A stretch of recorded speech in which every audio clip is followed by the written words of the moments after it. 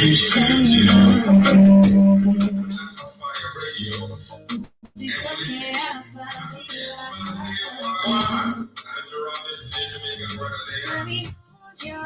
to all the massive of the African continent.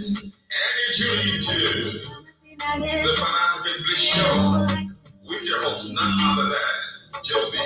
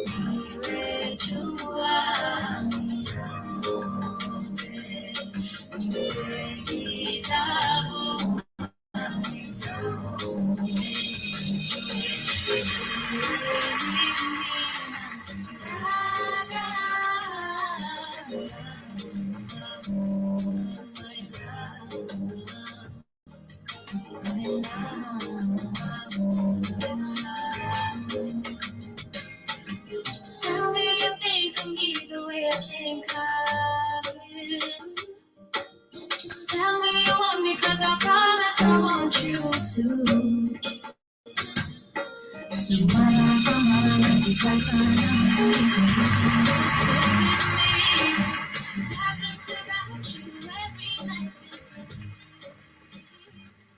Yes, good afternoon, family. Karibuni sana to another beautiful episode of the Pan-African Bliss Show right here on the media of the 21st century. This is the Black Fire Network radio station, 10 minutes to 1 p.m. That's the time right here. Coming all the way from the 254. And of course, I hope you guys are doing amazing. Grand rising to everyone who's listening to us from the other end. Of course, from YouTube, on Twitter, everyone live with us on BitChute, on Rumble, on our show page, on the radio station, on Spreaker, and on our Spotify page.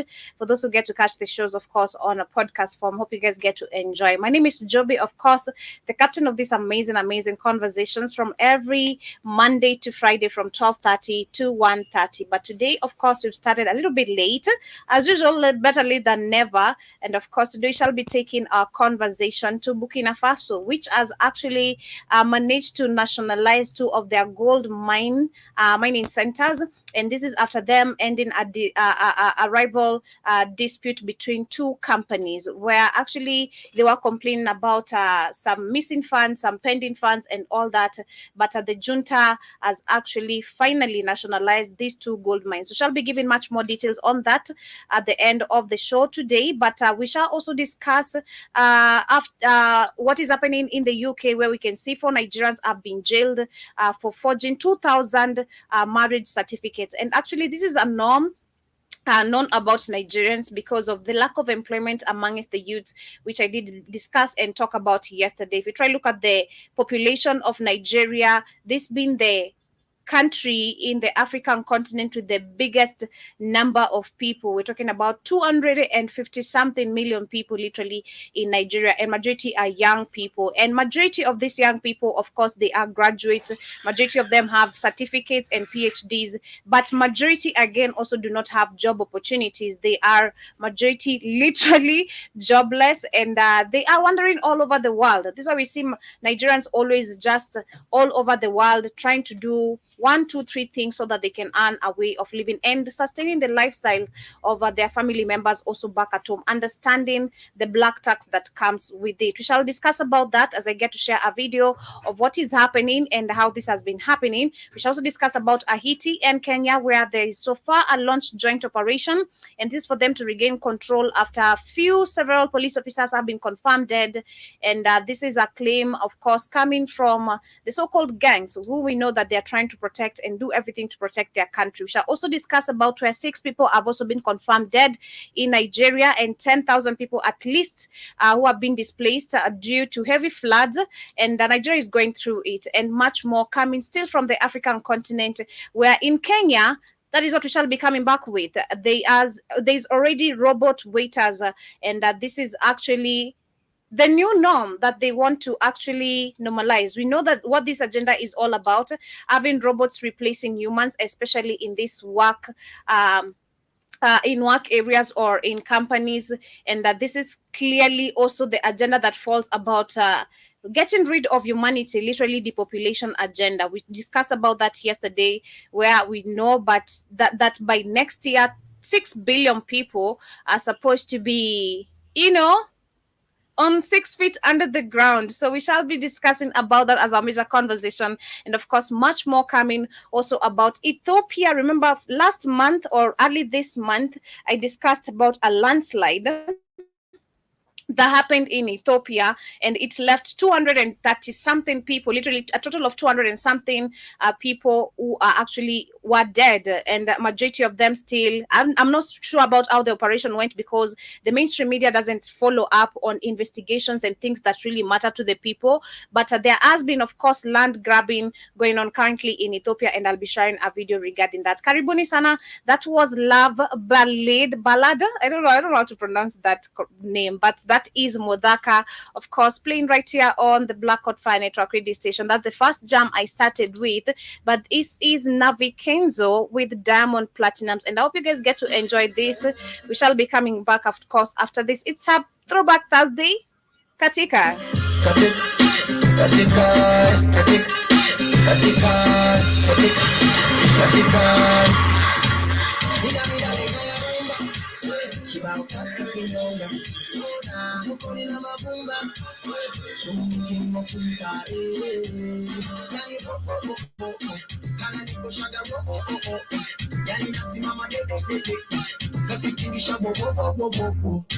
Baby girl, dance for me one time. Yes, Karibuni sana. I'd love to urge you, in case you're here for the first time, kindly subscribe to our YouTube channel. Also, ensure you rush to the Google Play Store in case you're using any Android device, and search for our app, Black Hot Fire Network, and you'll be able to find us right there. I promise you, our app has amazing things waiting for you. Imagine you can be able to share links and articles with us right here on the media of the 21st century. That's the best thing about us. You can share amazing links, information, news that has not yet gotten into our table, that is on our social media page, on our social page. And of course, you can also be able to stream live with us, like I am right here. I am live right now also on our show page. We have exclusive shows. Sometimes we can't literally bring them on board right here on YouTube. So in case you want literally to not miss these amazing conversations, which majority are very educative, kindly ensure you have our Black Hot Fire Network application. But before that, or after all that, once you have the app, also ensure you check our Black Hot Fire Network sports store, because it also has amazing features, amazing things that are literally very healthy and beneficial for you in your health.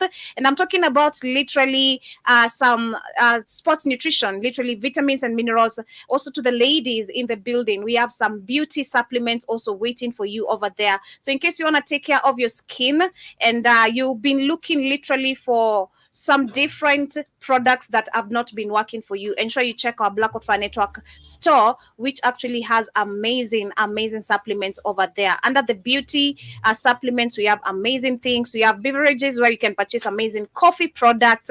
I'm yet to try one. Shout out to Mr. Black Hot Fire. I hope this one is gonna get to us right here in Africa. I want to try the Manuka honey coffee as for me. And also ensure you check the natural ingredients we also have to the sports, or to the people who work out, like Joe Mosquito in the building. And I'm not sure about the rest of you, but ensure you also check some of the amazing nutrients, natural nutrients we have also on our page. We have beetroot, we have chaga mushroom, sorry. We also have bee bread, and so many much more things coming also right here on the Black Hot Fire Network store. So ensure you have our application on your phone.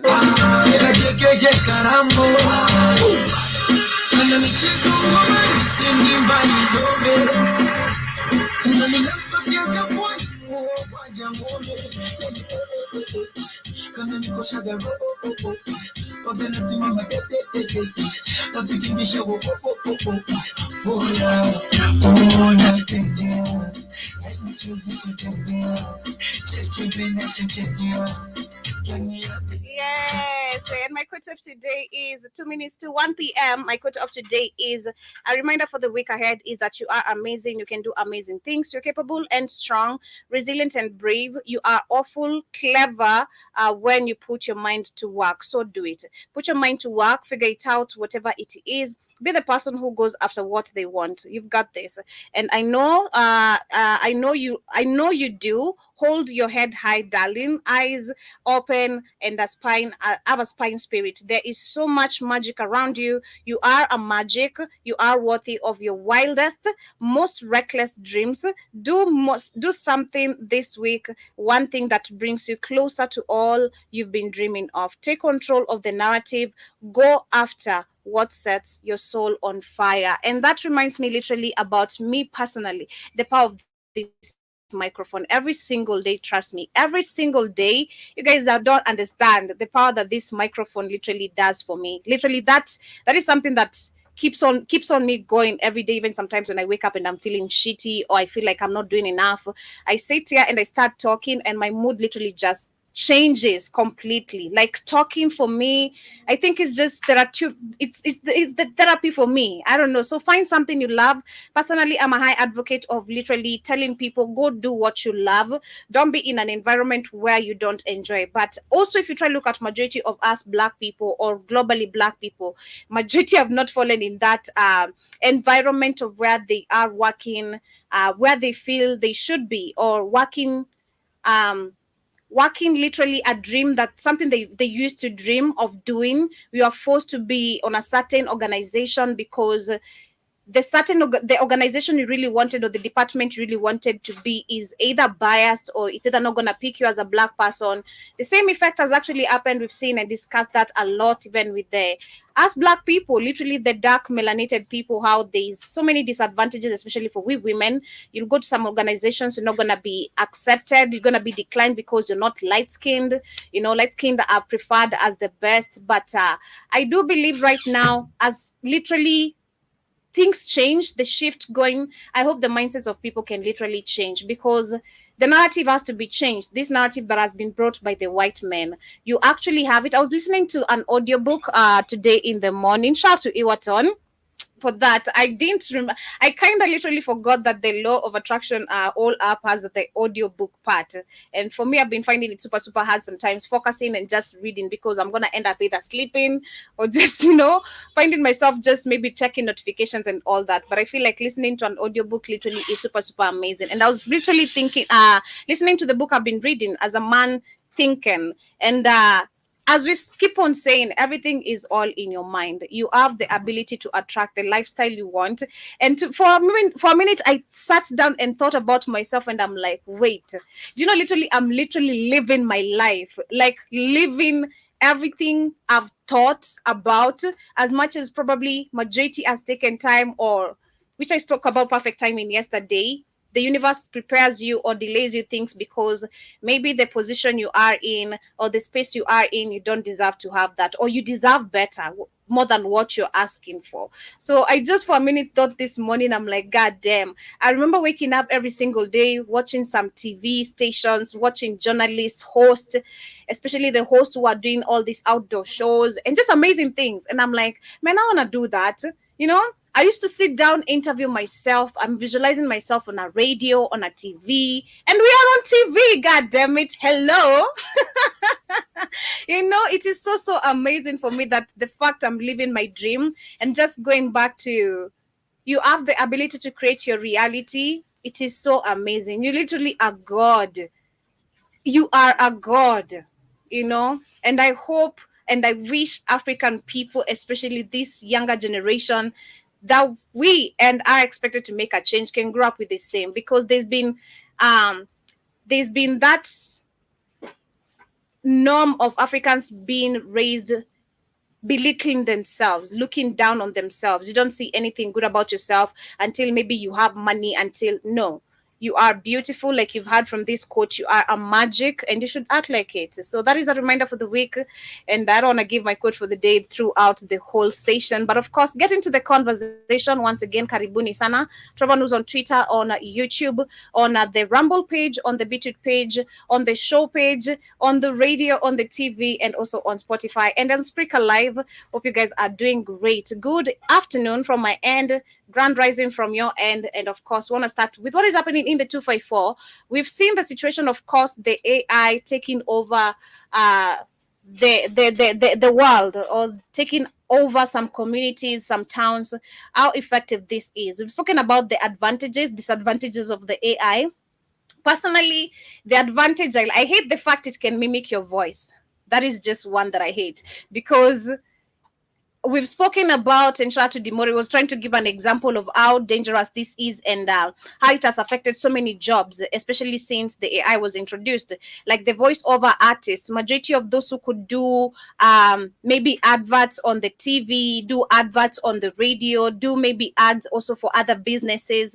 Right now, you find that the AI can be used to generate your voice, if I'm using the right terms, and then they end up literally just sinking in words, and your voice is gonna be used over and over for this advertisements, and you can't sue literally anyone. I believe, which you should, but I remember Demore telling me that you can't literally sue anyone. So this is actually becoming a norm right now globally. We can see the AI technology taking over.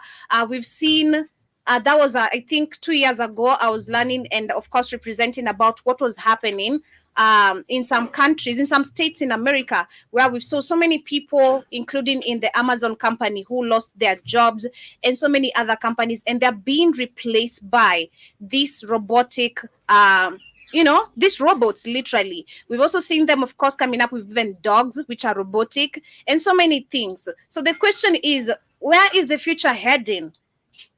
The future is Africa, yes, but is Africa literally looking at where the future is heading and how effective it is to them? So let me share this very quickly as we get to continue. In Kenya, robots are now turning heads. So how I got actually very curious about this story and seen it on the news right now in the mainstream media, we have a lady who we had interviewed among those who are actually supposed to come in space of which Waton is in right now. So one of this lady I saw, she went to a certain restaurant and she took a picture with this robot, and I'm like, hold up, is this real, or is this maybe just some? I was literally stunned, but I think I didn't want to read much about the details and all until I saw it is actually a thing right now, even in the 254. Their main work is to assist the staff at this robot cafe located in the leafy suburbs of Nairobi. In this cafe, robots only deliver food on tables that had ordered food online. So number one, that's what I picked. It's only serving people who have ordered food online, and I'm like, don't we have seen drones that have been introduced right now, because they have also they're snatching jobs away from the people who used to deliver food to us. They're now giving it to drones. They're now giving it to some certain sort of robots to come and deliver it to your house. We no longer now have people delivering food in your house. Things are literally changing. So what I'm picking from here is that it only delivers food to those who have ordered food online. You should have the drone delivering food to you online. Why does it have to be in a restaurant where these three people, because it's three robots in this restaurant, three people should actually fill in this position, make the money, and go pay their bills? How is a robot supposed to be earning? And how is a robot literally supposed to actually also create development in a society?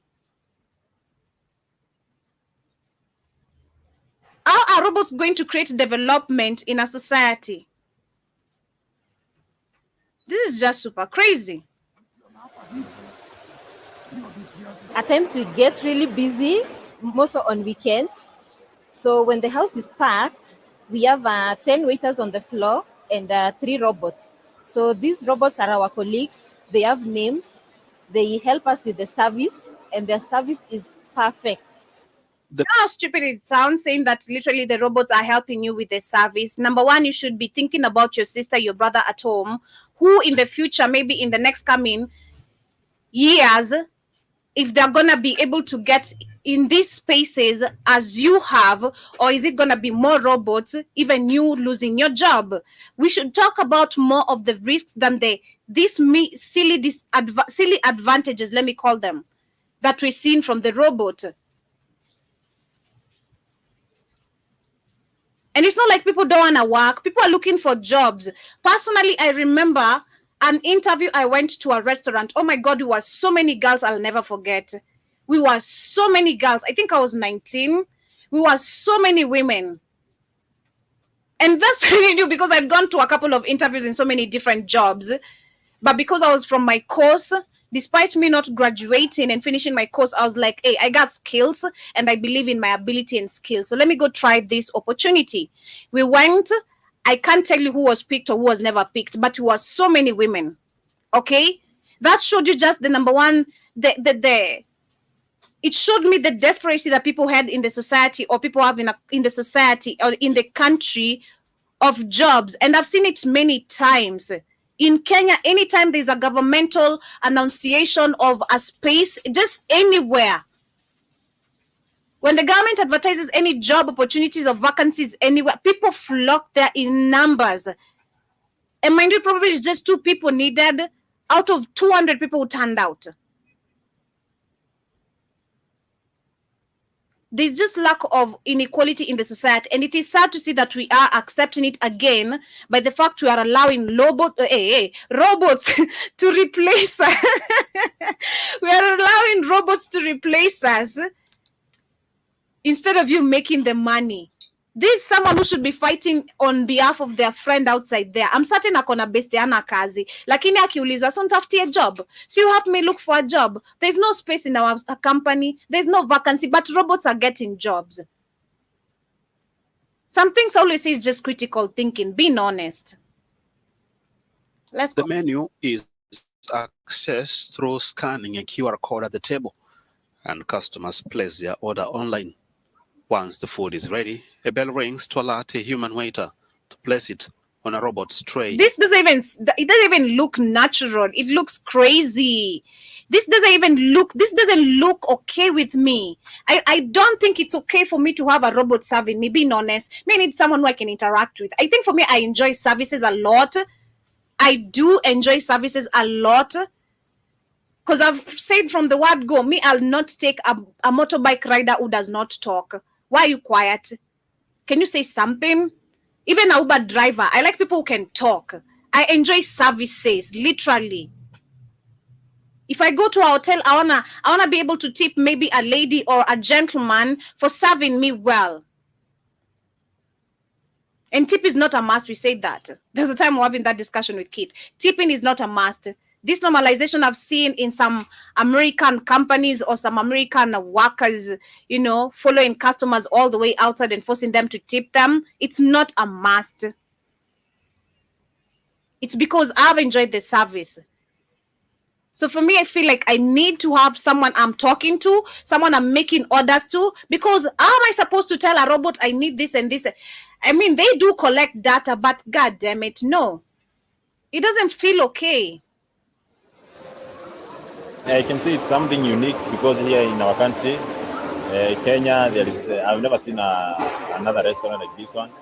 So I think for me, it's a good idea to be one of these restaurants. Wow. And then the lack of education also within our communities, because you can see we have Chinese individuals right here in this restaurant who will find probably a majority of the shareholders of these companies, and that they're going to sit down, of course, with some few people to showcase that the restaurant is working correct. Tourists, I don't know. But it is the lack of literally information also within our, just to our own people, because that's an African who's supposed to be going to another local restaurant. Support your fellow African. We've seen businesses, we've seen hotels being shut down because of the economy, literally. But you're going to support a whole restaurant because it has a robot service? Is it even making sense right now?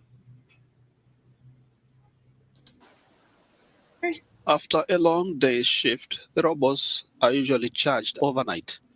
They are controlled via a central command center that contains specialized software. At no point the robot can be able to fully function all the service and everything that is supposed to be undergoing in a restaurant without the human touch. But we believe that the customers deserve to have the technology that is also available in developed countries, so that they also experience a few things that are not available in the country. So we incorporated the robots for basically for entertainment, because that is what the our targeted customers want. The use of robot waiters in restaurants is not new. They have been used in China, Japan, and the United States, among others. However, this is a novel experience for many in the East African nation. This is just so crazy. As for me, this is just so crazy. This is where things are getting out of hand, and I don't like it at all. This is just so crazy as for me. Africans, Kenyans, we are in danger. Kenya right now has gotten itself into so many deals, and sadly, still majority, as much as we had majority of numbers, trust me, who turned out for the demonstration, among us, those who turned out, just turned out because people were turning out. Of course, at that time, probably people did understand the financial bill and everything. But if you try to sit down with majority, still they don't understand everything going on the ground. And this is just a perfect example. This is why we should be holding another strike. We should be talking about the genetically modified food deals that have been signed in secret, the grabbing of lands as we get into Ethiopia, which is so crazy. These people are slowly, literally capturing Africa with their agendas, and we are flowing into them. It is sad, but let me know, what are your thoughts regarding that for those who are just tuning in. Kenya right now has a fast restaurant, and we have 3 employed robots instead of 3 employed, maybe men or women or both genders, those who are desperate for jobs outside here, and with the degrees and PhDs and masters for these courses, okay, for these departments, but they don't have jobs opportunities. But as we talk about land grabbing and how they're taking control, of course, of Africa, this month or last month, I'm not certain, either the beginning of this month or the end of last month, I did report about a landslide that happened in some parts of Ethiopia, which left 200 and something people, of course, dead, majority injured, and majority also displaced. I remember the government of Ethiopia didn't make any comments on that, but we had literally, I think the minister, I can't remember clearly as well, but one of the officials gave nothing but just condolences. And I ranted so much about this situation because I've come to understand and try to see what causes landslides. And if you try to look at majority of the cases, is because people are living on the edge of their lands or lands. So why are people living on the edge? While we have plenty of lands, empty lands, why can people stay where the land surface is literally safe to avoid all these natural calamities that they claim they are going on? But at least this is what is happening. There's a massive land grab going on in Ethiopia. This has been happening for years now, with the government's complicity. Let's go back to 2009. Back then, Saudi Star, a Saudi Arabian company with close ties to the Saudi royal family, signed a 50-year lease to cultivate a total of 14,000 hectares of super fertile land in Gambela, Western Ethiopia. This resulted in the displacement of thousands of local people. So displacement is not only starting because of landslides, okay? The displacement is being caused because of people grabbing lands. Mostly from the indigenous Anwak and Nuer tribes. Saudi Star's lease was a part of a grander self-defeating vision that saw Ethiopia's government leasing 2.5 million hectares. Wow. A stretch of land that is just slightly smaller than Belgium. Here is part of Saudi Star's stated mission: to promote investment in overseas agriculture in order to ensure that the kingdom has sufficient food available for its population. Clearly, Saudi Arabia is appropriating land in Ethiopia in order to feed its population. Wow. There's nothing wrong with the nation taking steps to feed its people, but there's everything wrong when those steps step on the rights, livelihoods, and dignity of local populations in Africa. That's what's happening in Ethiopia. Saudi Arabia is appropriating Ethiopian land because the leases don't have the stamp of approval of local people. Governments come and go, but these local populations have been living in this land for centuries. Moving forward, we demand that all land leases that have displaced local people in Ethiopia, Tanzania, and across Africa must be renegotiated. Even in cases where local people will be in agreement, they must become the majority shareholders of whichever companies are leasing their land. Exactly. So in Tanzania, since Samia Suluhu came into power, we've seen the people or people who are actually living closer to some national reserves who are being displaced. We're talking about the Maasai community, who are literally the Tanganyika people and all that. If you follow the history very, very well, indigenous people. And that is the same thing you can see happening in Ethiopia. Ethiopia, we might talk about the mixture of races, where we have right now the mulattoes, we have the fake Ethiopians and all that, however you want to call them. But we do have indigenous Ethiopians, and these are the people who are literally being attacked. And probably it is being done by the fake mulattoes by the mulattoes and the fake Ethiopians and all that, because majority is always contributed also by the people in the country. So it is crazy. That explains not only the displacement of the people from Ethiopia, it explains the landslides. It explains a whole lot of things happening in Africa. It's all about the resources again. And like I was saying the other time, it's sad that Africans think resources is all about gold, silver, oil, cobalt, uranium. The richest soil, and which is actually what they're targeting on, is your land, your soil. The richest resources, the richest resource is your land, which is your soil. Ethiopia is to produce food to these people, and that's been producing food. And not just Ethiopia, but so many African countries have been producing food. You're taking all your indigenous seeds back, literally all away. You're sending it all away, like we were talking about yesterday. And now they're feeding you genetically modified food because you've gotten rid of all your indigenous seeds. And then it got to a point where they came with the narrative of even farming is a dirty thing. And we went around, you're running along with it. And now they're in your lands. This is so crazy, being honest. This is super insane.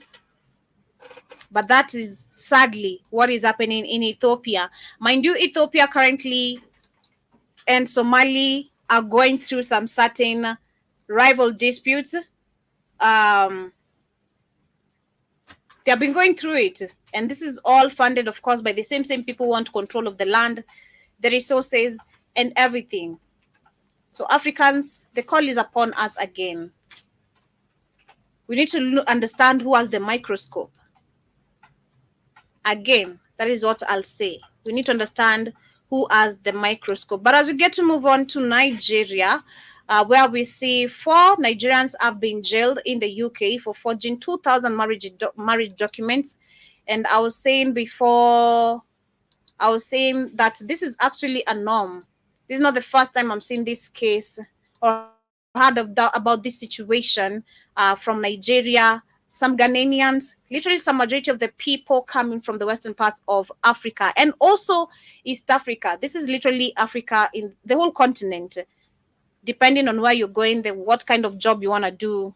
and how you're gonna lie. So let me share this very quickly as we get to move on. This is a pretty serious incident, and there are no surprises that it has garnered plenty of column inches in the UK, because it is centred around a critical talking point in this country at the moment, which is immigration. The latest that we have heard on this is that yesterday at Woolwich Crown Court, 4 Nigerian nationals that have been described as a gang by the Metropolitan Police were sentenced to prison.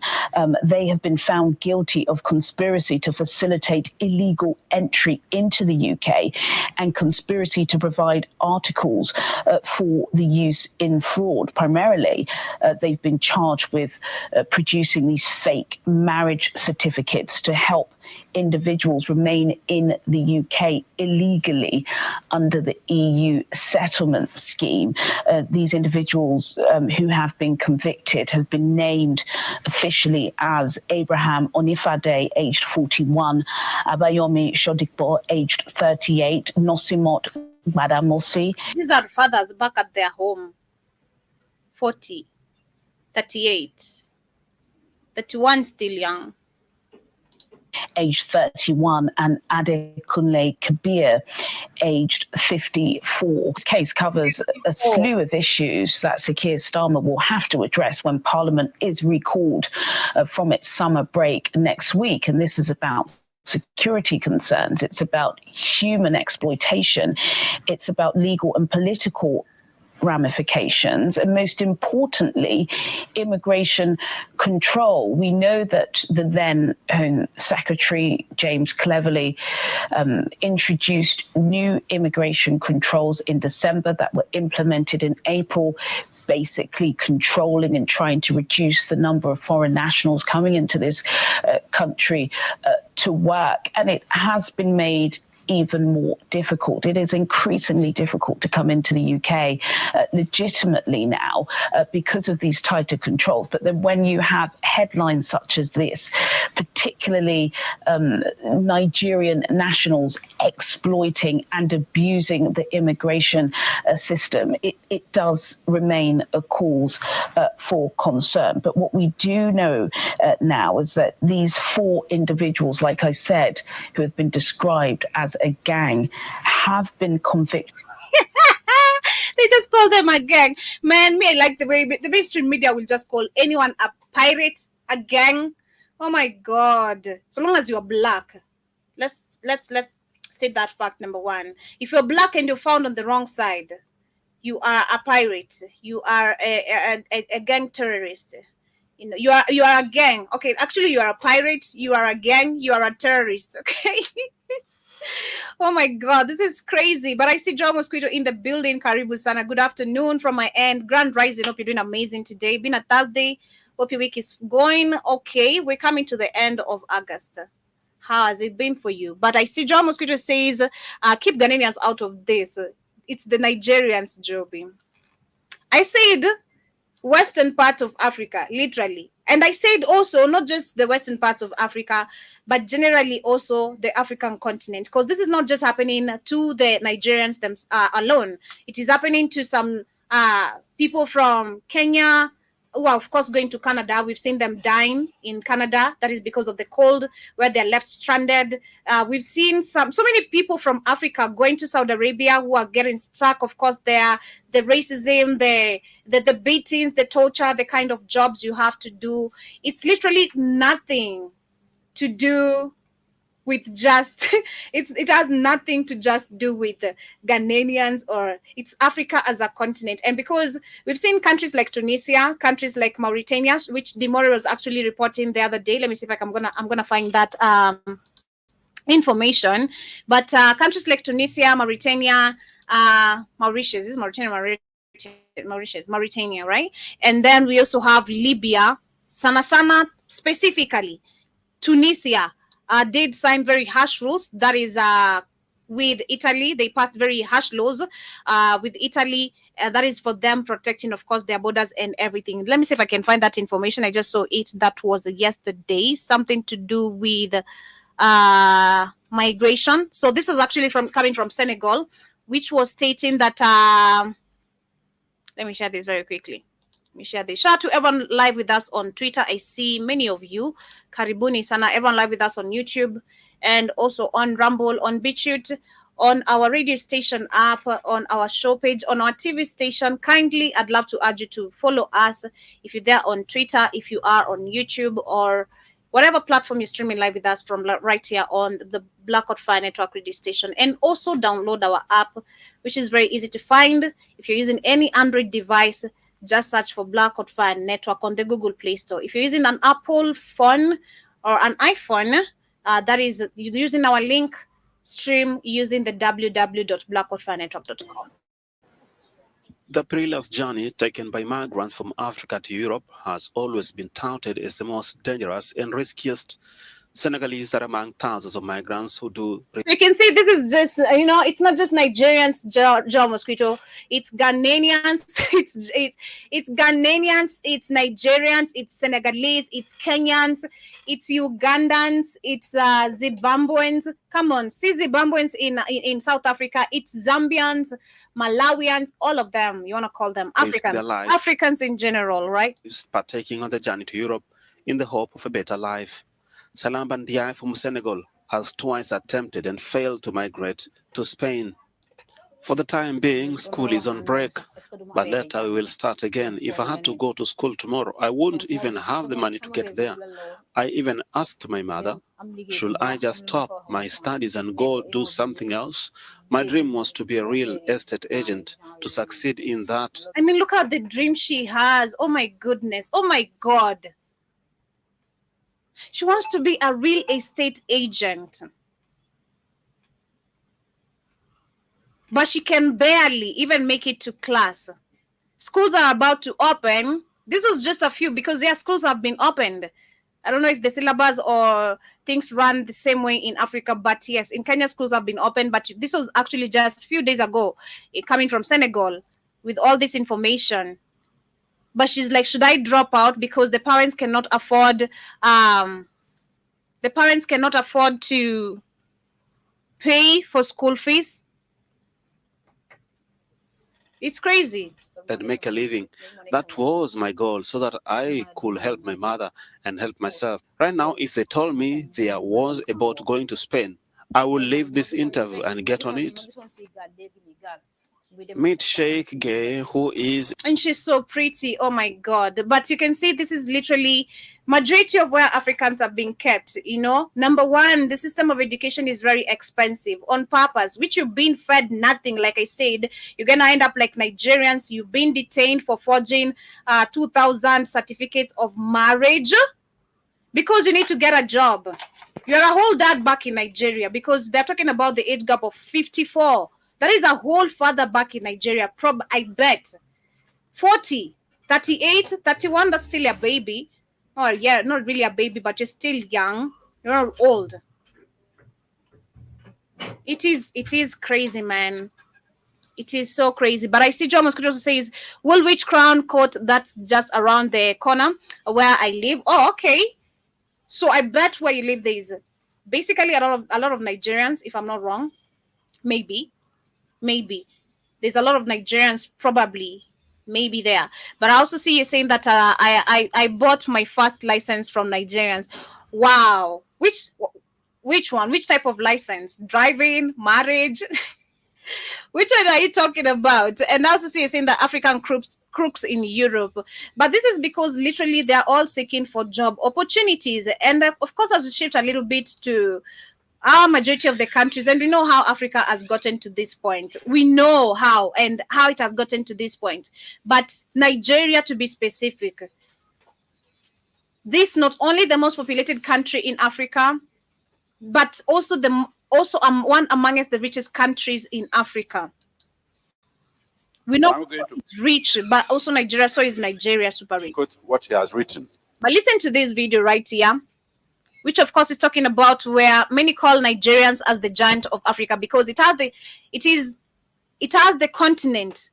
continent's largest population, which is 232 million as for now. That is what they're saying. And Africa's fourth largest economy, coming in at least $253 billion, according to the IMF. As the largest oil producer in Africa, Nigeria wields significant influence in global energy markets.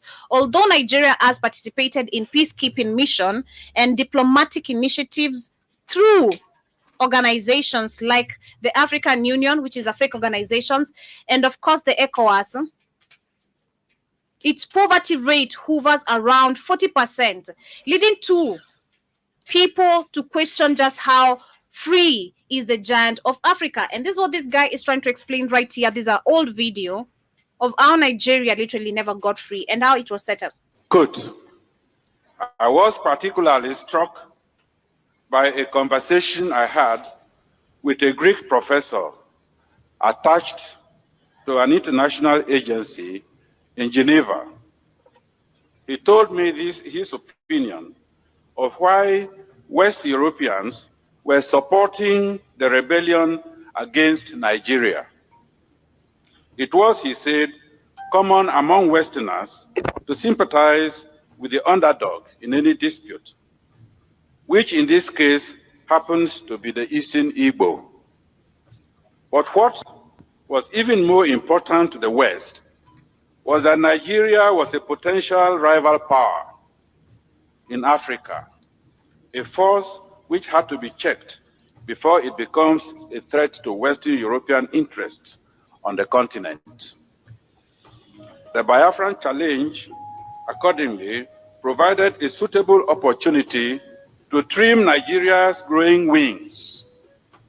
He said that according to certain estimates, Nigeria was sitting on a keg of oil, which, given a suitable condition, would make it so rich in just 10 years. But today, that was in 1978 when this information was being told, and he's gonna say it.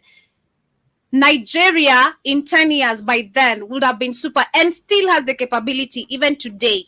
If left alone, the wealth that Africans can actually have will be super massive.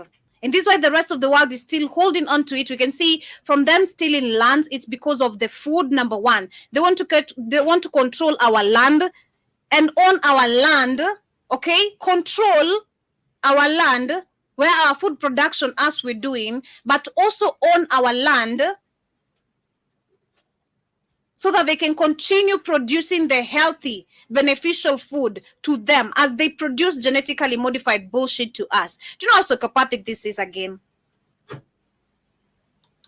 I mean, anytime you can just sit down and listen to white people trying to make sense to you, not me. I swear, I don't care how good of a person you are. You come from the same ancestral generation. Call me a hater, call me a racist, call me whatever you want to call me. But every day you're going to dig the truth about what Africans are going through because of these white people, and where the majority of them, they don't know what suffering is. It will make you shed a tear. And this is why I keep on saying again, personally, again, until you have the rage that some Africans have, until you have the kid type of talk, until you have this kind of talk, like you're not embarrassed to brutally stand on the truth and talk about the truth, until we have that type of confidence and fear gone, then Africans are going to remain this way. Where it's going to be always a talk of, like the Zimbabwe leader was sharing his video the other day, talking about 50-50 cost sharing of our resources. 50-50 has never gotten us anywhere with none of these European people. They just literally discovered the largest, literally, diamond right now in Botswana. Did you guys see the Botswana president's reaction? Very silly, stupid kind of a reaction.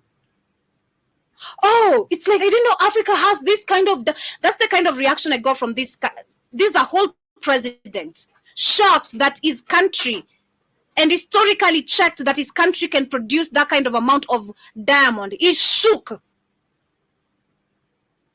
But there's nothing is done to control or own the resources, which is why we shall talk about Burkina Faso nationalizing their gold mines. Nigeria is in poverty today. Majority of the people are swimming in shit, living in poverty. And then we have this Nollywood bullshit they brought to us, making us think that actually West Africa is doing amazing. We grew up with Nollywood thinking literally Nigerians are living in ranches, in all types of mansions. Oh my God. Every girl, and even till to date, majority of the Kenyan women want to get married to Nigerians because of this Nollywood creativity that was done. And I'm not saying that they don't have money. I'm not saying Nigerians don't have money. They can work hard. I've seen that. They can really work hard. All right? I've seen these men how they go extra hard. They know how to treat women good too. They can snatch a woman, trust me. But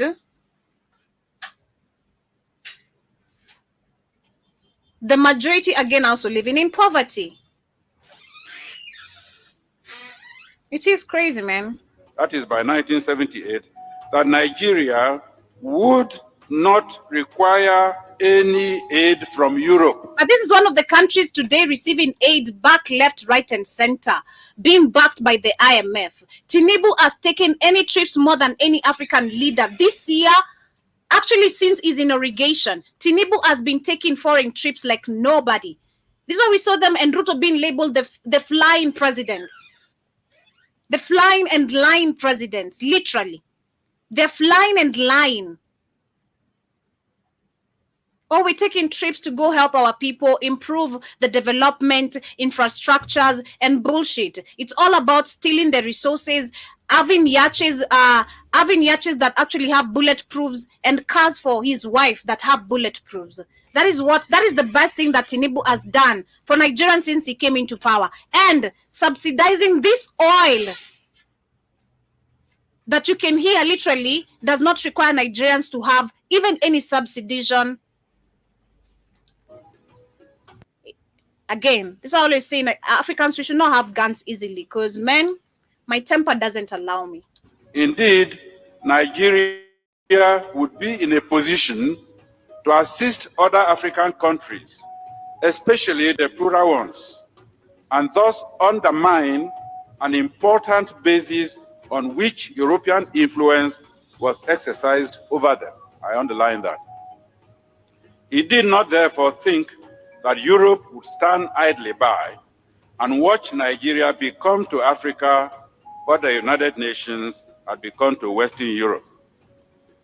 The rebel enclave, on the other hand, could be encouraged to become a rich but small and manageable African country, which would still be dependent on the West, just as some small oil-rich Arab countries have been.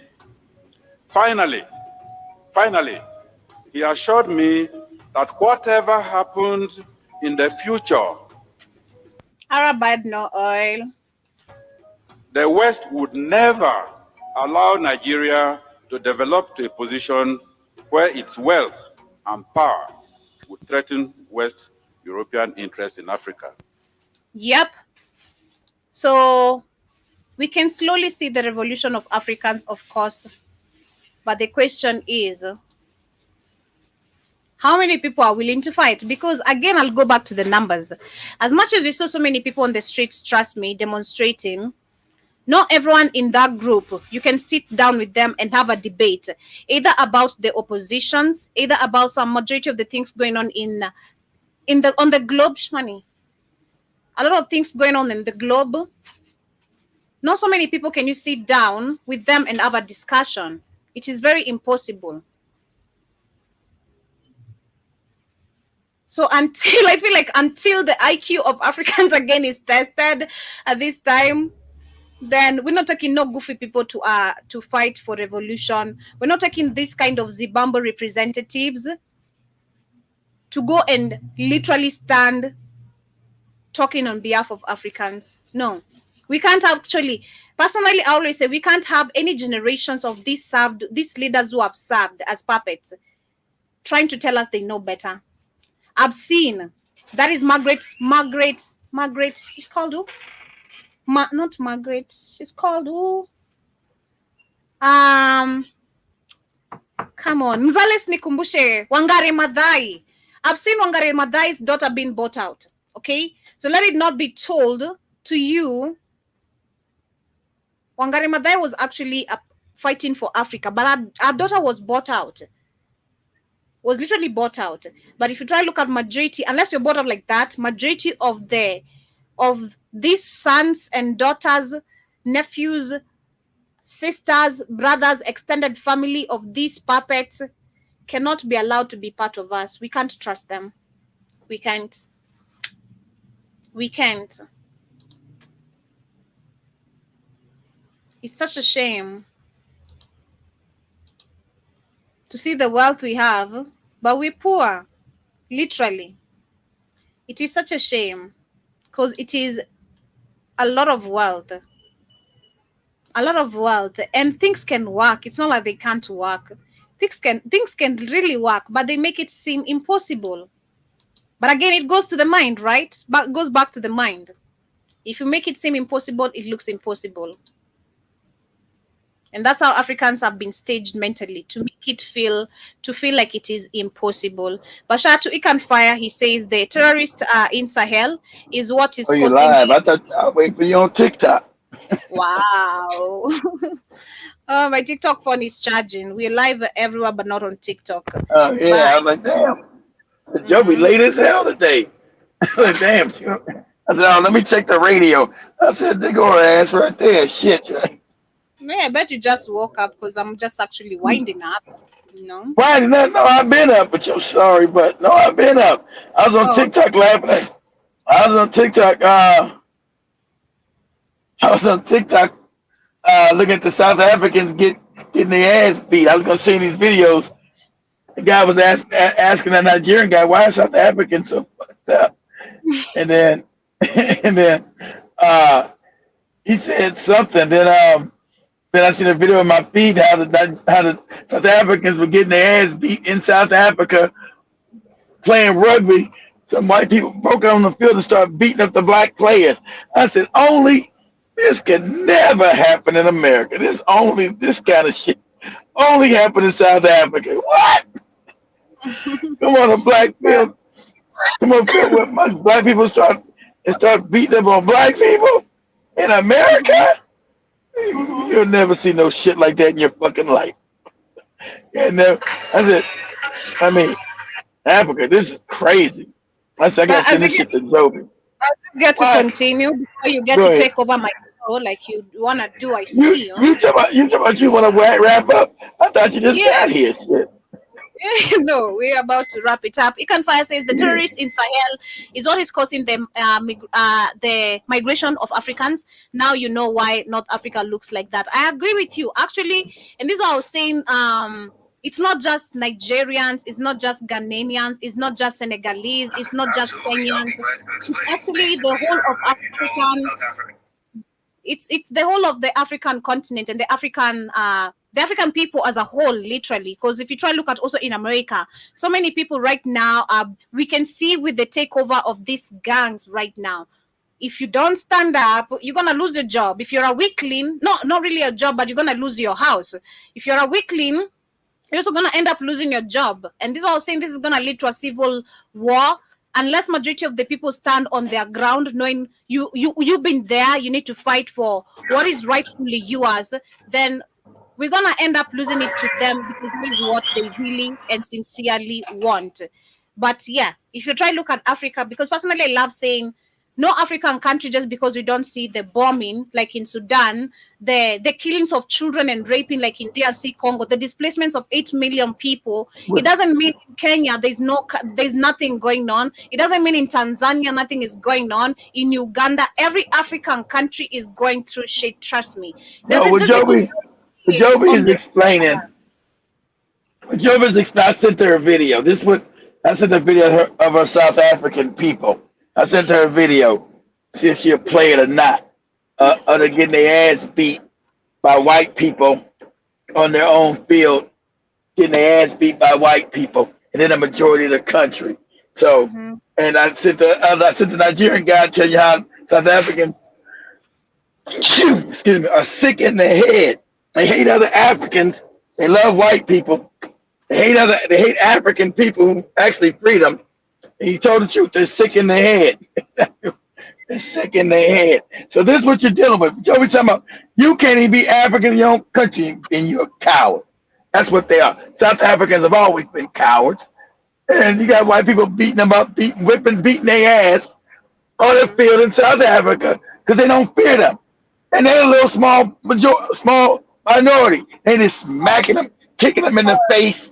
I'm like, yeah, I love it.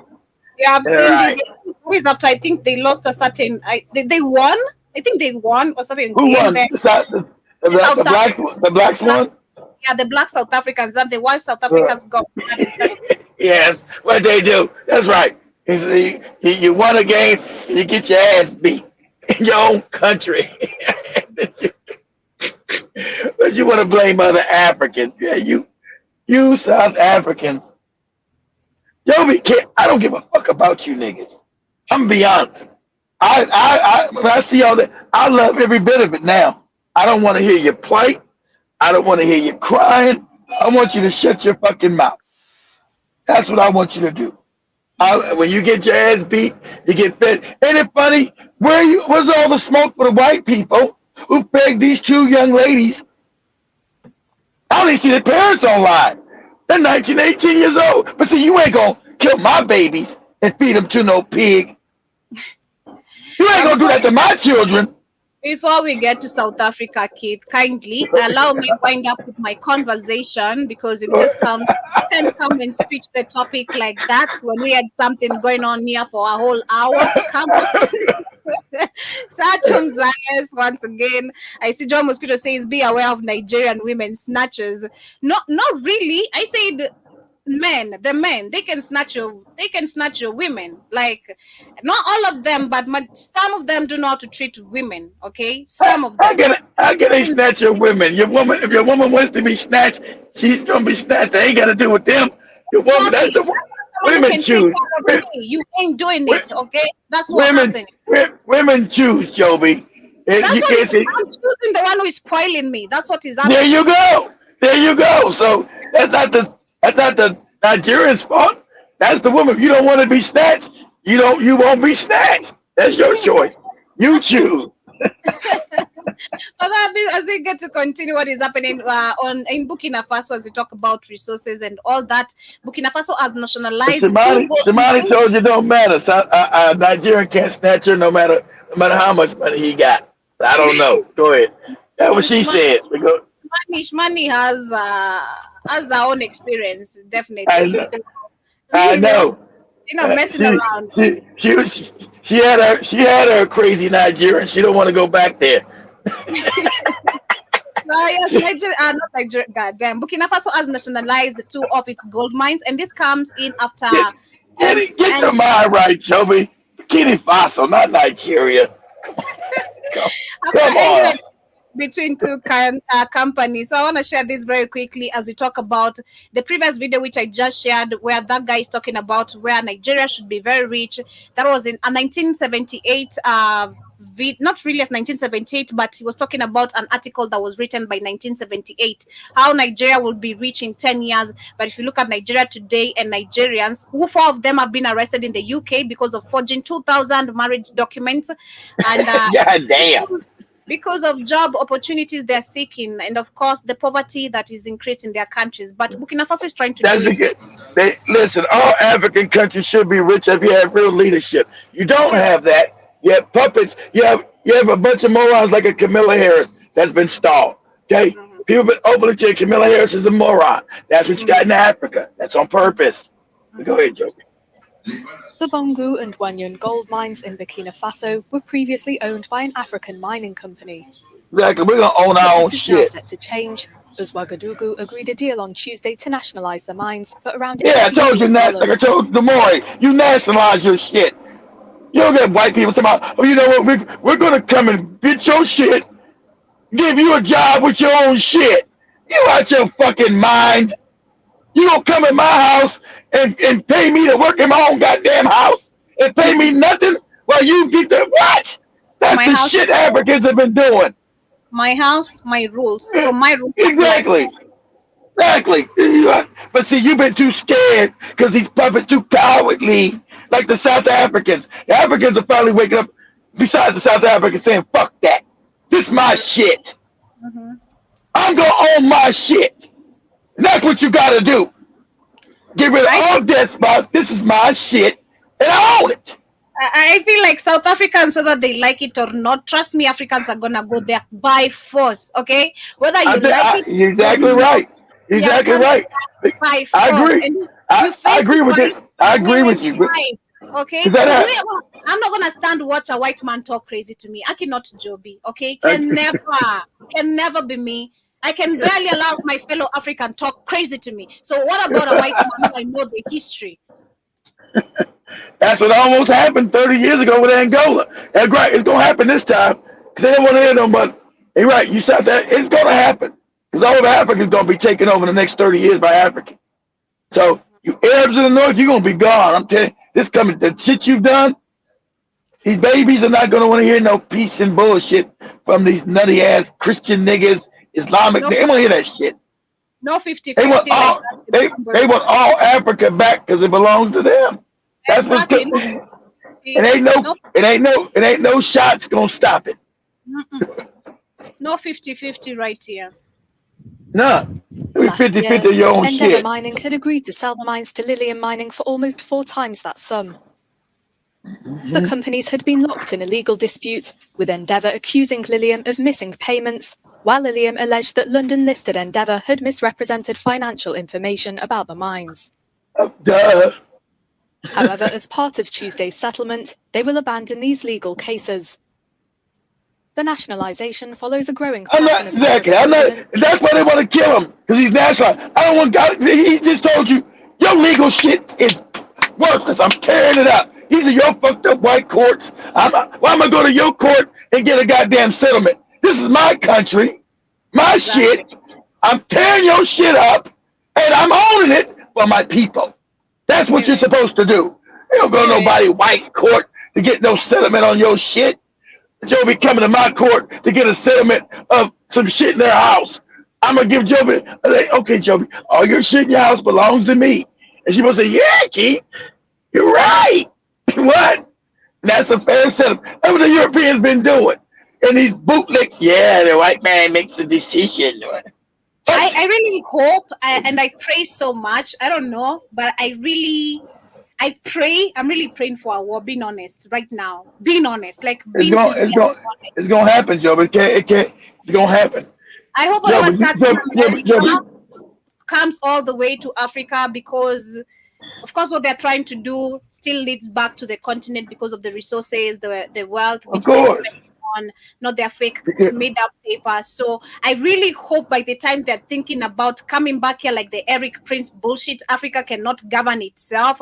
You're meeting different type of generations. I just want my people to be ready, because it's sad to see the type of men who want to go to war. They are really super weak. Number one, you can't be talking weak and your master has a gun on the face. Okay, it's either you're gonna grab the gun, shoot him back, or you're gonna have to literally, accept to die. You're gonna have to struggle and literally fight. You heard Ibram Torres? I'm going to die. I'm gonna put that. Like you were telling me, that was yesterday. We were discussing that, or I think today. We don't have Ibrahim Traoré. Literally, we have weaklings of men. No cap, weaklings of men, and not all of them. Because the society been made weak. You still got, even though you got a bunch of weaklings, Joby, you still got a bunch of Ibrahim Traorés in Africa. You still do. You just don't know where they at yet. Because you do, because it's a billion people, Joby. It's a billion. Being African people on that continent. Now you got a bunch of even Torres in Kenya alone. You reminded me of Museveni's speech when he came to Kenya just that was the other day. He said Africa is undefeatable. It's crazy how he's crazy of a moron and of an idiot of a leader, but yet actually knows historical facts. It's like during the Mau Mau, Kenya did this, the Mau Mau freedom fighters. But that aside, Africa itself as a continent, if we united, nobody can defeat us. And everybody knows that. That's why he's not. That's to make you feel good. But he's not about uniting no fucking Africa. He's about his own little fiefdom. But everybody knows that, Joby. Everybody knows the unification of African people, just on the globe and on the continent, off the continent, means Africans go to the top. The Africans have been what? Kept childlike and fantasized and fighting. I'm this tribe. I'm that tribe. My tribe. No tribe. This tribe. You've been kept in that. And it's been these puppet leaders that have done it, that have kept that bullshit going. Even Museveni. So, yeah, everybody knows that. That's what they're scared about. So, read this before you put this up, Joby. I want you to put this up. And this is why I told you, and I hope goddamn Eric Connor's close listening by. I hope she can hear this. Oh, damn, too bad. Well, anyway, it's still here. So let me say this. For these goddamn mulattoes. Okay? I want you to look this up, Joe. The first director of the FBI, J. Edgar Hoover, I'm gonna have you look at what he said. Now this was a mulatto passing as a white man. His family was he came from a black woman's asshole, okay? Black woman's coochie. But he was a mulatto who hated black people because he was black. Mulattoes have always done damage to African people on the continent, off the continent. So put this up, say J. Edgar Hoover, the first director of the FBI, said the number one goal is to keep Africans separated. That's the number one threat to the planet, he said. Keep these niggas separated. This is a mulatto. Said the number one threat is these niggas, and you make sure they stay separated. Make sure they stay tribal, fucked up.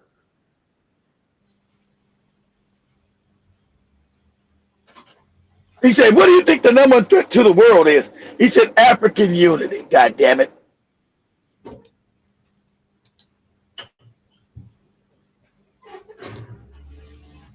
You find anything?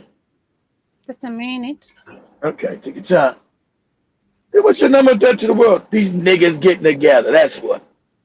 Why? They black people ain't done it to nobody, been oppressed. Yeah, but if they come together, there'd be a power. And I don't want that. It's quoted the most dangerous Negro. Okay, the most dangerous Negro. It says today the FBI honors Reverend. Okay. Fighting for civil rights, FBI, which made a good intentions in Nigeria. Okay, this is long. You ain't gotta read all of it, Joe. I'm gonna take a shot. Well, let me paraphrase it. He said the number one threat is united niggas. God's number one goal is to keep niggas separated. Keep them infighting. Keep them docile. Keep them stupid. Because if they unite, that'll be in the white rule. Everybody knows that. Okay, so it says, there's actually a couple of goals. One of it is prevent the coalition of militant black nationalist groups. In unity, so pause it, what you just read, Ibrahim Traoré, he nationalized his what? His resources. That's what nationalism is. Keep these niggas from nationalizing their shit, Joe. Go ahead. Mm-hmm. It also adds, in unity there is strength, a truism that is no less valid for all its treatness, and an effective coalition of black nationalist groups might be the first step forward towards a real Mau Mau, that is Black Revolutionary Army, the beginning of true black revolution. And unity. He said the real unity of black people is power. See, black people don't understand power. Right, Joby? Secondly, prevent the rise of a messiah. Black messiah. Somebody can find. Even Torres now would be a black messiah. Stop that at all costs. You make sure you put a bullet in his head, Joby. You stop that at all costs. Damn. Who could unify and electrify the black militant nationalist movement? Malcolm X might have been such a messiah. He is the Malcolm X. Mighty, Yeah, that's why they mighty of killed. the movement. That's why they put a bullet in his head. That's why our logo is Malcolm X. We are nationalists. Black power. Black They also unity. added Martin Luther King, Martin Luther King Stokely, Stokely Kamikaze, Carmichael. and Elijah Muhammad are Not, all aspires of this position. not no, And not no Martin Luther King. You get rid of his ass. mhm. You can the third you can one, miss me with his bullshit. Go ahead, Joe. third one is prevent violence on the part of Black nationalist groups. This is of primary importance and is, of course, a goal of our investigative activity. It should also be a goal of the counterintelligence program to pinpoint That's got potential go into a troublemakers. pro, Joey. That's how they go into Africa and America and they infiltrate your groups. Like the guy was saying, they go like we knew was happening in Africa when Kenya was rising. Said they're gonna bring infiltrators. That's what the FBI does. They go and they infiltrate your groups. So they bring people in that you believe are fighting for freedom, but they're really spies. It's called COINTELPRO. You put COINTELPRO motherfuckers inside these groups to tear them apart. The fourth one is prevent militant Black nationalist groups and leaders from gaining respectability, which of Exactly, course Joby. our cons don't have respect at all from these people by discrediting them to three separate segments of the community. The goal is discrediting Black nationalists must be handled tactically in three ways. You must discredit those groups and individuals to first, the responsible Negro community. Second, they must be discredited to the white community, both the responsible community and the I can't read that. And who have I don't know which language they were using also in this article, whatever, but they're also saying that the third one is these groups must be discredited in the eyes of Negro radicals, the followers of the movement. He said radical. So they saying any movement African, and when you get a good movement, you must try to discredit them with the people. You must brainwash the people. Say, oh, these niggas are no good. They're disturbing the peace, Joe. Like they're disturbing our peace. These niggas, these young youths are disturbing our peace. They're out there, these Gen Zs. That type of shit. That's what they do. People are crazy. The last one is a final goal should be prevented the long-range growth of militant Black organization, especially among youth. Specific the youth, because the youth, Joby, the youth form revolutions, not old niggas. The youth are the ones that I've had enough of this shit. And their parents, well, baby, don't go out there and do that because we don't care with being fucked up and poor. And you say, nah, fuck all that. They know it's the youth that causes revolution. You say, fuck all that, Joe. Fuck all that shit you're talking about, grandma and daddy. Get out the way. Go ahead. They know this. There are 5, so those are the ones I could read over there. This is just that's so enough, crazy. Joby. These are some of the things that we should learn in schools. These are some of the articles and documents we should have in our books, being told about the so-planned wars, warfare. Ooh, Joby, they're not going. Only Ibrahim Traoré is gonna put that in his book, but you know these coons ain't gonna put that in their book. I know, but even learning this, even for me, I'm just like, wow, this is literally all written down. How they literally plan to every move they have about Africans, it's all pinned down. Every warfare, like from that document that woman was reading yesterday, every warfare is literally everything that they are doing is all planned. Nothing is new to them. We are the ones who are being surprised. Literally, we're the ones who there's a pandemic. There's a new president. But they know who the f they know what they're really doing. But you're now starting to wake up, Joby. So now you are doing that. I'm not surprised, being honest. I'm not even shook by reading this, but I'm still shook. I'm still shook. I'm not gonna act like I'm not shocked.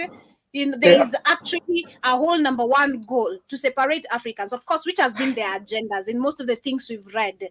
But it's the fact that was their number one goal, apart from even anything else, and it has worked perfectly.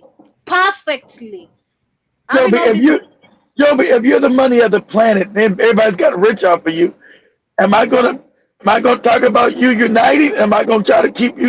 If I've got rich off your back, Joby, I was once poor. All my whole life I've been poor, and just by luck, I found all this money, right? And I found it for you. Am I going to ask Tarzan for help? Are you crazy? That's what? Hey, Howard, Tarzan didn't wash his ass. He can't give us no help. He got diseases in his butthole. Tarzan, you see Tarzan in the movies, he was an African never washing his ass. So now, how he going to help us? Howard. As we wind up, as I shared the video you shared with me, as we wind up, God, we are coming. We are coming, Howard. You just hang on there. We are coming. Hang on, Howard. You're gonna get this work. We are coming. We're coming very soon. We're no longer in the sleeping slumbers. We're already out. Getting our weapons ready. So we are coming. Don't get rough, Howard. You won't do this to us anymore. You won't do this to Africans again, okay? You lose, you lose. You accept and you go home. Goddamn. What do you mean you're coming to beat me? Aki, yes, we're fighting. Oh my God, we're fighting. I think I enjoy war. We're fighting.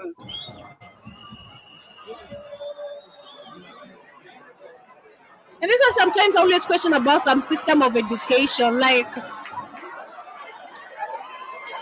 they've been taught the system, Joby, of 400 years of white worship. You want to do this, Kenya? Come try this, and I dare you. Okay? You won't.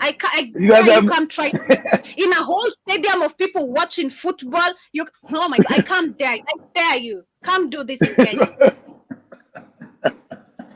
I'm just daring you guys. Come do this. You think that white privilege bullshit is gonna serve you? No. I think Africans are getting tired of that. We are getting tired of that. You come try that here. Those are South Africans who. Nah, they can never do that in Kenya. They can never do that in Kenya. You can't. Even Nigerians, I don't know if they can tolerate that. Oh no, Nigeria. No, that never happened in Nigeria either. Not like that. Not like that. They're not gonna allow that. They might worse than that. No, they're not gonna allow that. No, that's too over the top, Joe. That's too blatant. We were just giving stories of the kind of high school experiences we were having. And personally, I remember one time we went to watch these set books, and then after that, our school had beef with another international school. It was war. I was beaten. A bottle was literally smacked on my head. And I'm glad God damn. I also have a scar. I don't know how I escaped that. I didn't have a scar. You must have had a big wig on or something. Literally, I had nothing because I loved shaving and also having my hair on and off in high school. But you had your hair low? You had your hair low? They got hit in the head with a bottle? Yeah. God damn. Yeah.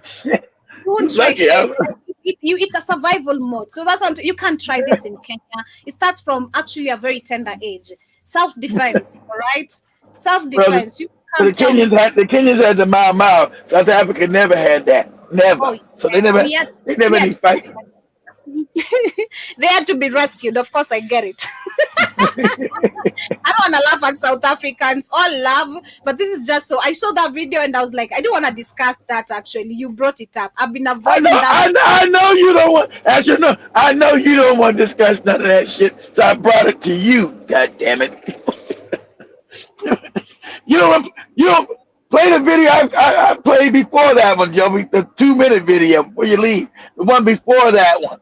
With the Nigerian guy again, explaining these South Africans. He did. See, Jovi's got that. No, the new one I just sent you. The one right before that one. He did explain yesterday. No, he got another one. He got another one, Joey. Somebody asked him a question. Why the South Africans are so bad? Explain. Now, but look, have you seen any South Africans on the media talk about them 2 young ladies being killed? And been eaten by pigs? There's nothing but silence. They want to go after another African about a pageant. Oh, I don't want that black girl in our pageant. They want a French woman in there. Like Let me Sick go in to the the head. comments before I get Go to ahead. share that last video. I see John Mosquito says they are trying to attack Burkina Faso through Ivory Coast. Of course, they'll try. They are. They are. That's exactly what they're saying. Because you always got another bootleg. Because Ivory Coast is right next to Burkina Faso, right there, right next to Ghana. So they got them. They're pumping in there. So they're putting their base inside of Ivory Coast right there. Because I told you, all these leaders are going to have to get bubble gum. They're anti-Pan-African. Like what I told you, they talk that Pan-African shit. It's all lies. They're there because they're not Pan-Africans. They're there because they keep Africans divided. So Africans are good. So they go to the next big Pan-African puppet they've installed in the Ivory Coast and put their base there to do their terrorist attacks across the border to Burkina Faso, Mali, and Niger, because they're right there on the coast. I mean, right there on the border. And they said another warship has just entered. I should have sent Joby that one. I got that one too. A warship has just entered the Ivory Coast's territory. A French warship, and they say, I like girl. I thought we poor. Why don't you go home? Why won't you be poor? You said we're poor in Africa. We don't got shit. We don't have nothing. Why you keep coming back, lady? You keep coming back because you're not poor. You're poor. Africa's not. They keep coming back without Africa. They can't sustain themselves. So they come back because they're savages. They don't come back because, you know, you're right. He said, you said we're poor. We're diseased. Why don't you leave? Why you keep coming back? Because you're rich. Okay?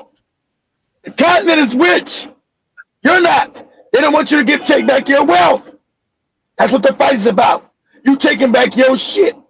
You'll be getting control of your own house. Go ahead. Shout out to Jiba Jaba in the building. Ja also says President Traore has just bought a whole fleet of mobile hospitals. Shout out to him. He's been doing amazing. Yeah. Jiba Jaba has, and he has. He Oh, was. and guess what he did about the IMF and the World Bank? Because he's not trying to steal money. He's actually loving his people like he's supposed. He's an African who loves Africans.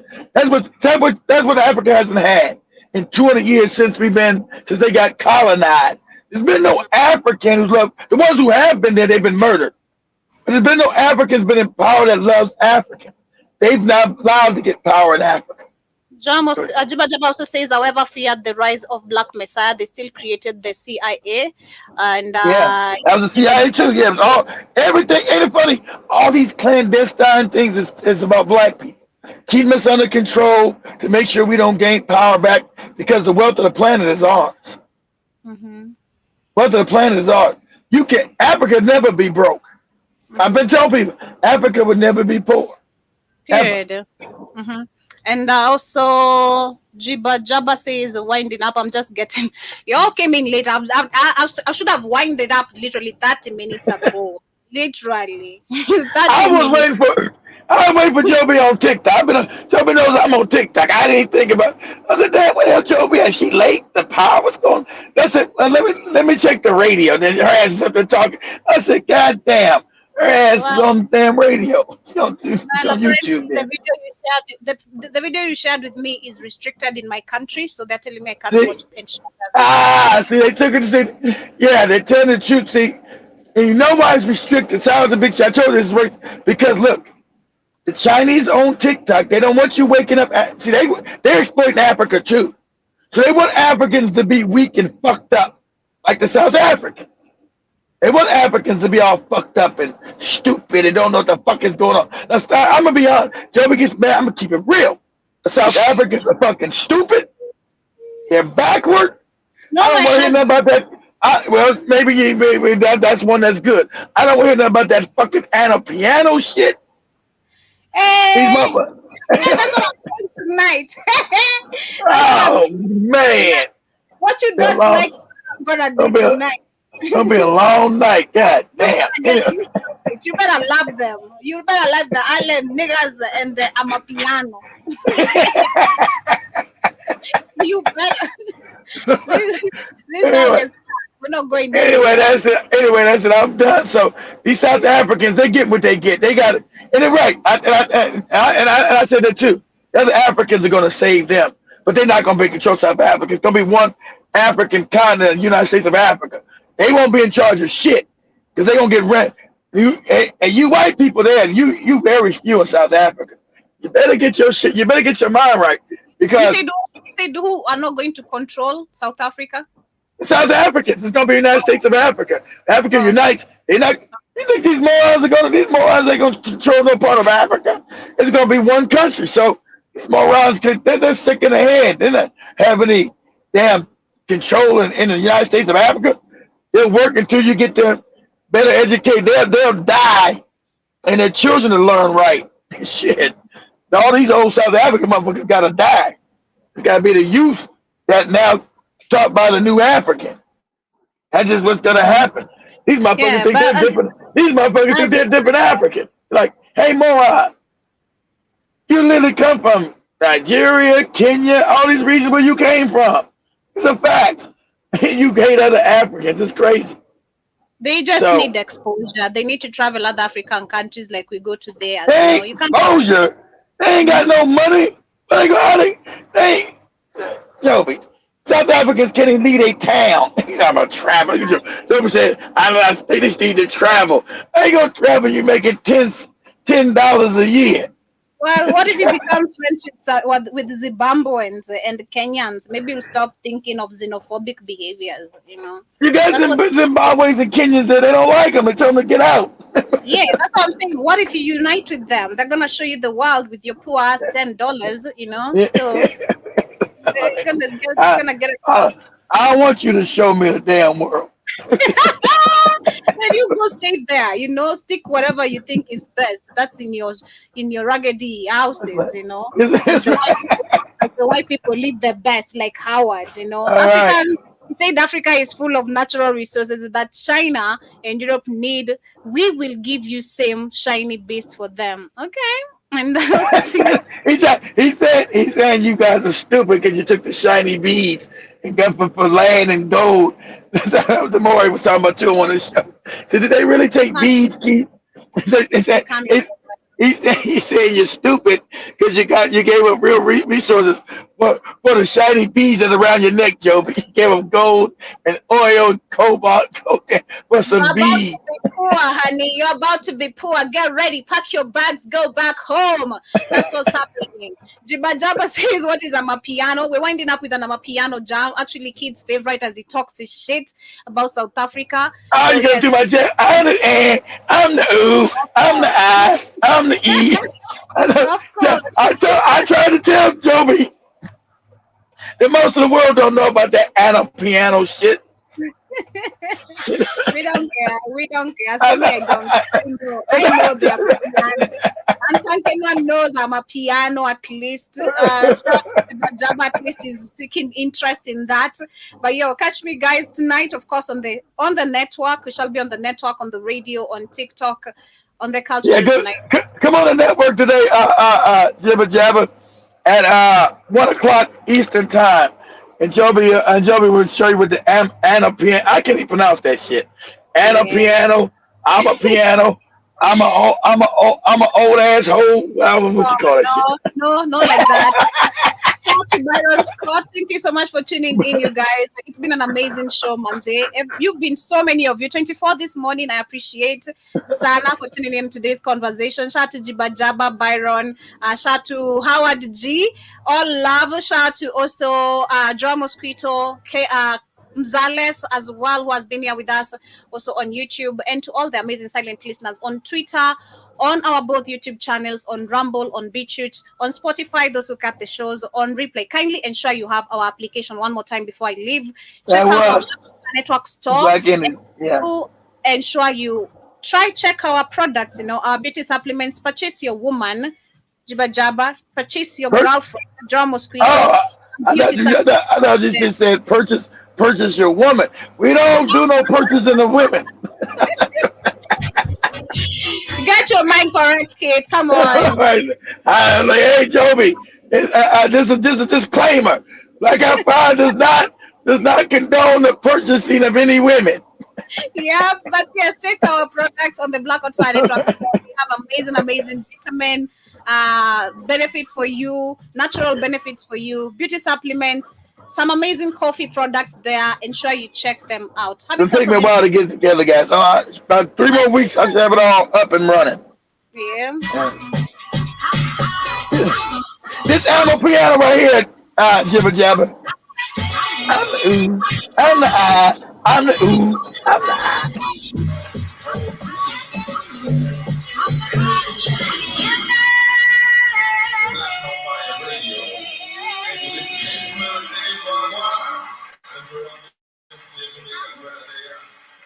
Reaching out to all the masses on the African continent and into YouTube.